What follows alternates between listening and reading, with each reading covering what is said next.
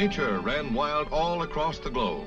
America's Southwest experienced the worst drought since the grim days of the Dust Bowl era. Millions of acres of farmland were seared by the blazing sun, parched by lack of rain. President Eisenhower and Agriculture Secretary Benson met with governors of 6 stricken states to plan drought relief for thousands of hard-hit farmers. Across the Atlantic, too much water was the trouble, as the worst North Sea storms in centuries battered the coastline and breached the dikes of Holland.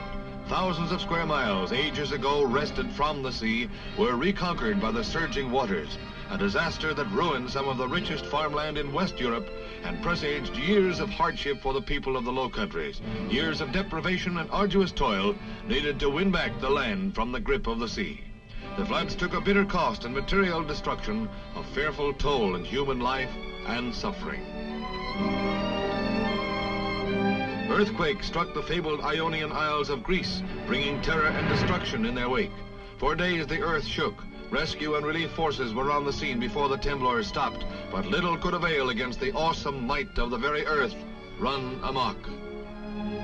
Hundreds perished in the ruins and thousands were injured as entire towns toppled.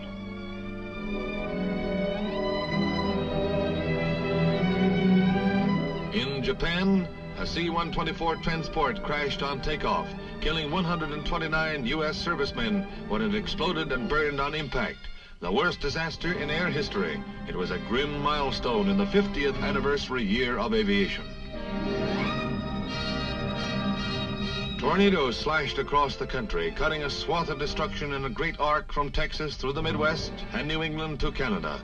Their savage power splintered trees, crushed buildings as with a mighty fist, tossed automobiles about with careless whim.